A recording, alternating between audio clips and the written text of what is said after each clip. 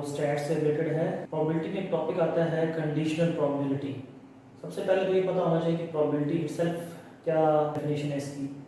तो प्रोबेबिलिटी है किसी भी इवेंट के होने का इम्कान। जैसे हम कहते हैं वेदर फोरकास्ट वाले क्या कहते हैं कि अगले 24 घंटों में बारिश होने का इम्कान है, तो वो बेसिकली प्रोबेबिलिटी की बात कर रहे होते हैं, ठीक है। और तो probability is the chance of occurrence of an event, किसी चीज़ के होने का इम्कान, चांस क्या है। अब उसमें एक प्रोबेबिलिटी में फिर जो टॉपिक आता है वो कंडीशनल प्रोबेबिलिटी आता है। कंडीशनल प्रोबेबिलिटी ये है कि किसी कंडीशन के होते हुए आपने चांस फाइंड करना है किसी इवेंट के होने का। तो कंडीशन लग गई, कंडीशन लगने के बाद प्रोबेबिलिटी क्या होगी, ठीक है, इसको हम कहते हैं कंडीशनल प्रोबेबिलिटी। कंडीशनल प्रोबेबिलिटी के जो बेसिक फार्मूला है वो तो ये है, probability of A given B, इस स्लैश को जो हम पढ़ते हैं given, probability of A given B is equal to probability of A intersection B over probability of B. इस गिवन का मतलब है कि गिवन के नीचे जो बी इवेंट दिया हुआ है वो बी इवेंट क्या होगा, कंडीशन होगा, वो आपको पहले से क्या होगा, गिवन होगा कि ऐसा होने इसके होते हुए प्रोबेबिलिटी ऑफ ए क्या है, बी के होते हुए प्रोबेबिलिटी ऑफ ए क्या है। जैसा एग्जांपल देते हैं कि आपने लाहौर जाना है और आपसे कोई ये पूछे कि लाहौर पहुंचने में कितना टाइम पॉसिबल लग सकता है, ये प्रोबेबिलिटी है। तो ये अब सिंपल प्रोबेबिलिटी है, कंडीशनल नहीं। लेकिन अगर कंडीशन लगा दी जाए कि अगर आपने बाय एयर जाना है, कंडीशन लगा दी कि बाय एयर जाते हुए लाहौर 2 घंटे में पहुंचने के कितने चांसेस हैं, कितनी प्रोबेबिलिटी है, तो कंडीशन लगा दी किसकी कि बाय एयर ही जाना है आपने। तो इसी तरीके से बी जो इवेंट है वो कंडीशन है और ए आपने फाइंड करना है, probability of A when B is given, when the condition B is given. तो इसके एक फार्मूला नहीं है, काफी सारे फार्मूले हैं, ठीक है। बी गिवन ए ये फार्मूला है, probability of A given B, अगर ऊपर वाले अल्फाबेट के ऊपर वाले यानी कि इवेंट के ऊपर बार है, इस बार को क्या कहते हैं, कॉम्प्लीमेंट कहते हैं। कॉम्प्लीमेंट आपने छोटी क्लास में पढ़ा है कि अगर ए है तो ए लेट्स सपोज किसी इवेंट के होने का इम्कान है, तो ए बार क्या होगा, उसके ना होने का इम्कान, यानी उसका बिल्कुल ऑपोजिट है। ए यस में है तो ए बार का मतलब क्या होगा, नो, यानी उसका बिल्कुल क्या होगा, ऑपोजिट हो जाएगा। तो अगर ए गिवन बी में ए ऊपर वाले इवेंट के ऊपर कॉम्प्लीमेंट यानी कि ये बार हो, तो इस सूरत में सिर्फ ये फार्मूला का वही है जिसका यहाँ पे आ रहा है, लेकिन उसमें क्या होगा, ऊपर बार आएगा नीचे बार नहीं आएगा।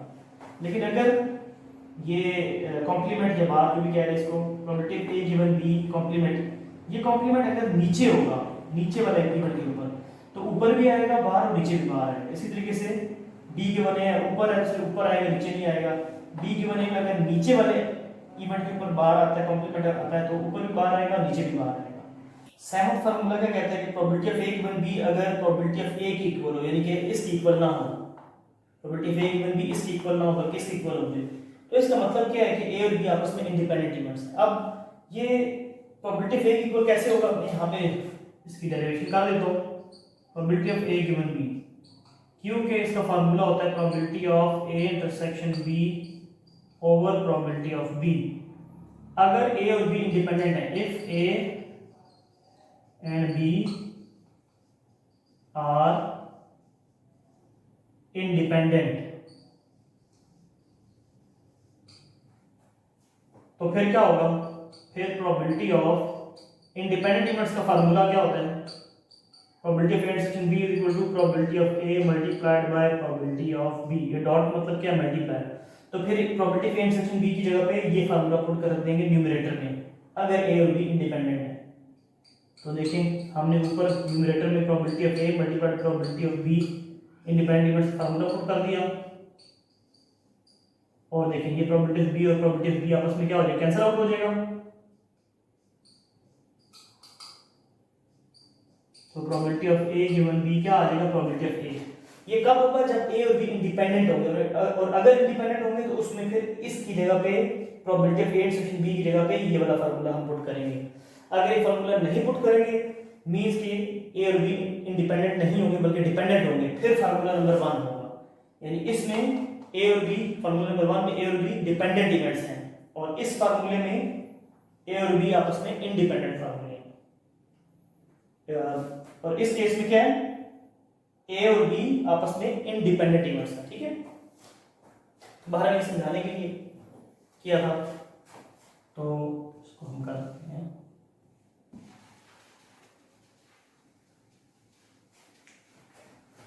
अब आप ये देखें, फिर फर्दर आगे फार्मूले देखें। यहाँ पे जो 6 फार्मूला इसमें ऊपर न्यूमरेटर में क्या लिखा हुआ है, probability of A intersection B, और ए पे कॉम्प्लीमेंट है। तो अगर ए पे कॉम्प्लीमेंट होगा तो उसका फार्मूला ऐसे, इसका फार्मूला फर्दर ऐसे है। ए पे कॉम्प्लीमेंट है तो पहले ए नहीं आएगा, पहले बी आएगा, जिस पे कॉम्प्लीमेंट नहीं वो पहले आ जाएगा, minus probability of A intersection B.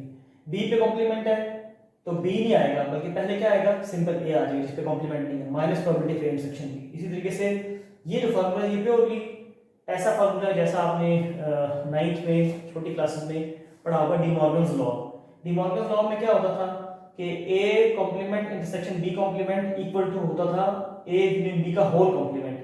तो यहाँ प्रोबेबिलिटी का फार्मूला भी डिमॉर्गन्स लॉ को माइंड में रखते हुए ही याद करना है आप लोगों ने। तो ये क्या हुआ, A complement intersection B complement is equal to A union B का होल कॉम्प्लीमेंट। इंटरसेक्शन यूनियन में बदल जाएगी और अलग अलग कॉम्प्लीमेंट हैं वो होल कॉम्प्लीमेंट बदल जाएंगे।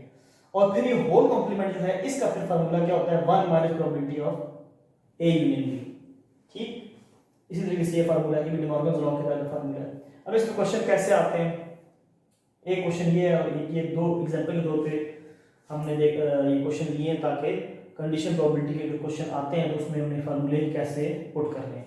अब इस क्वेश्चन में क्या है, प्रोबेबिलिटी ऑफ ए दी है, प्रोबेबिलिटी ऑफ बी दी है, प्रोबेबिलिटी ऑफ बी गिवन है, बी पे बाहर है 2/3 और probability A given B find करनी है। अब हमने करना क्या है, यहाँ पे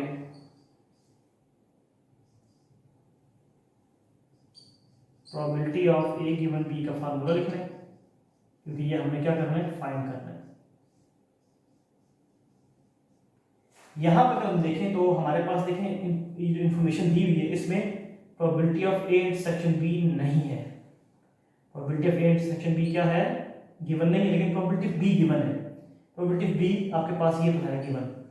तो इससे पहले कि हम इसको फाइंड करें, ठीक है, हमें इस फार्मूले में जो न्यूमरेटर है उसको पहले फाइंड करना होगा, यानी probability of A intersection B को पहले फाइंड करना होगा।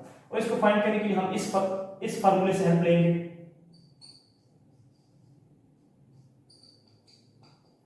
अब ये फार्मूला नंबर है 5, यहां पे कौन सा फार्मूला यूज होगा, फार्मूला नंबर 5।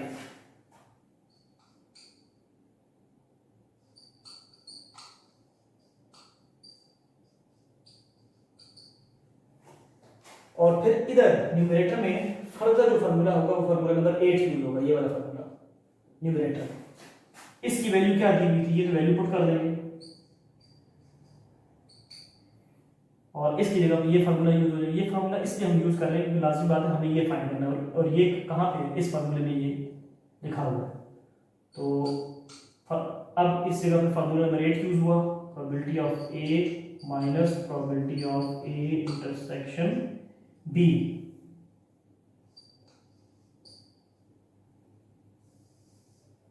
और प्रोबेबिलिटी ऑफ ए गिवन है, ये गिवन है 5/9।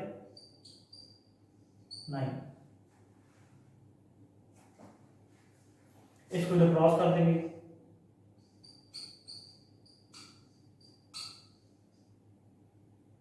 और प्रोबेबिलिटी ऑफ ए क्या गिवन है 5/9, पुट कर दी इसकी वैल्यू 5/9 हमने, और ये तो हमने फाइंड करना है। प्रोबेबिलिटी ऑफ ए इंटरसेक्शन भी हमने क्या करना है, फाइंड करना है। अब ये हो जाएगा 2 5s are 10, 3 9s are 27।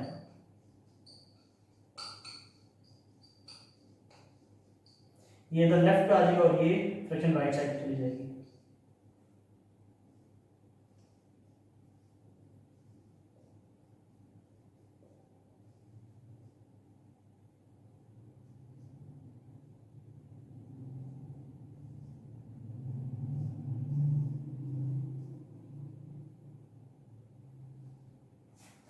इसका ले लेंगे एलसीएम।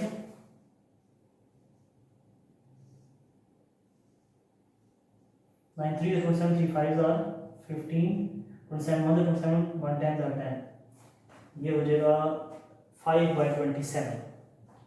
इसकी वैल्यू फाइनली क्या आ गई 5/27। अब ये वैल्यू जो 5/27 में कहाँ पुट करेंगे, इसे पुट करेंगे।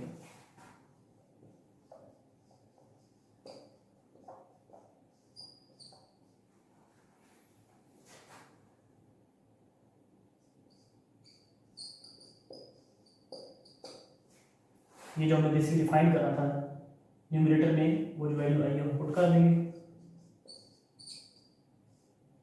और प्रोबेबिलिटी ऑफ बी की प्रोबेबिलिटी की तरह ये है 4/9, ऊपर जाके अब ये क्रॉस मल्टीप्लाई हो जाएगा।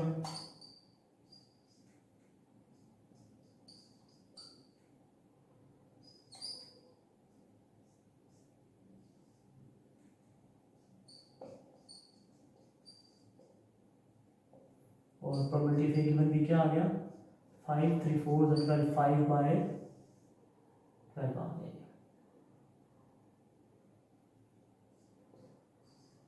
अब अगला क्वेश्चन देखिए। अगले क्वेश्चन में प्रोबेबिलिटी ऑफ ए बार दिया हुआ है, बी गिवन ए दिया हुआ है, बी गिवन ए बार दिया हुआ है और प्रोबेबिलिटी ऑफ बी फाइंड करना है। इस फार्मूले में प्रोबेबिलिटी ऑफ बी अलग से आएगा। इसके फार्मूले में अगर हम देखें बी गिवन ए बार, देखें बी गिवन ए बार की तरह ये है, ये फार्मूला आया। बज़ाहिर यहाँ पे अलग से प्रोबेबिलिटी ऑफ बी नजर नहीं आया, लेकिन जो इसका न्यूमरेटर है, न्यूमरेटर में देखें फार्मूला कौन सा यूज हो रहा है, ये वाला फार्मूला यूज हो रहा है, फार्मूला नंबर 9। जब फार्मूला नंबर 9 यूज होगा उसमें प्रोबेबिलिटी ऑफ बी आ जाएगी और वहीं से आपने प्रोबेबिलिटी ऑफ बी फाइंड करना है, ठीक है। लेकिन प्रॉब्लम यहाँ पे ये है कि जब हम बी गिवन ए बार करेंगे, यहाँ भी वैल्यू पुट हो जाएगी, दी हुई है 4/5, ए इंटरसेक्शन बी, इसकी जगह पे तो चलो ये आ गया ना 9 वाला आ गया, बी हमने फाइंड करना है। और probability of A intersection B, ये भी पूरी इस देखें इंफॉर्मेशन में ए इंटरसेक्शन बी की प्रोबेबिलिटी भी गिवन नहीं है। नीचे प्रोबेबिलिटी ऑफ ए बार है वो 1/3 पुट हो जाएगी, ठीक है। लेकिन हमें ये जब हम ये फार्मूला 9 पुट करेंगे इस न्यूमरेटर में ये फार्मूला नंबर 9 पुट करेंगे तो ये भी अननोन है, ये भी अननोन है। तो पहले इसको नोन करना पड़ेगा, इसको यानी मालूम करना पड़ेगा। तो इसको कहाँ से मालूम करेंगे, बी गिवन ए से। तो सबसे पहला काम हमारा क्या है कि probability of A intersection B find करें, और वो हम फाइंड करेंगे इससे।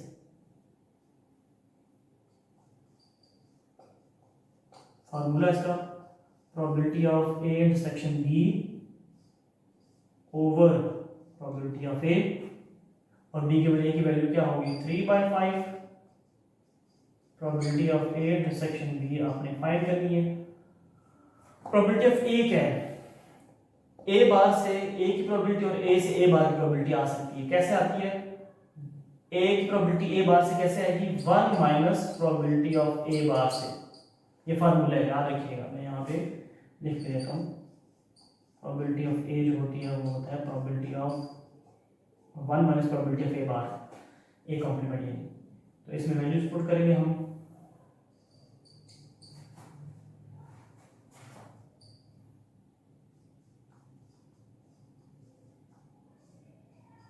One minus 1/3।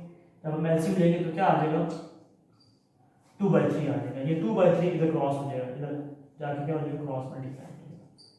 और probability of A intersection B आ जाएगा 3/5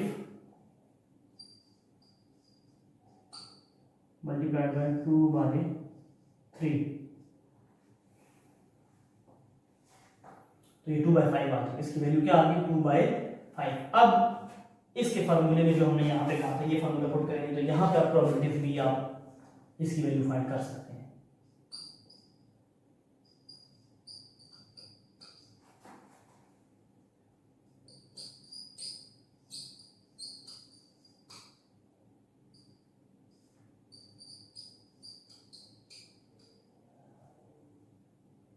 इसकी वैल्यू क्या है 4/5 पुट कर दें।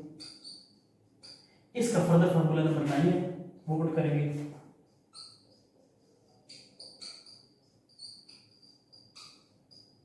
Over probability of A bar, probability of A bar क्या 1/3, 1/3 इधर चला जाएगा, तो ये हो जाएगा मल्टीप्लाई करने को 1 4 5 3 और 15, इन दोनों को मल्टीप्लाई करेंगे तो ये आ जाएगा probability of B minus probability of A section B. Probability of A section B क्या आया था 2/5।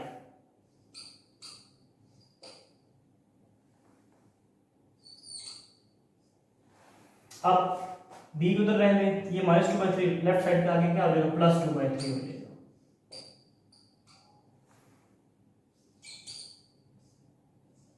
और 2/5 प्लस क्या हो जाएगा 2/5, फिर इसका एलसीएम लेंगे तो आपके पास प्रोबेबिलिटी ऑफ बी आ जाएगी।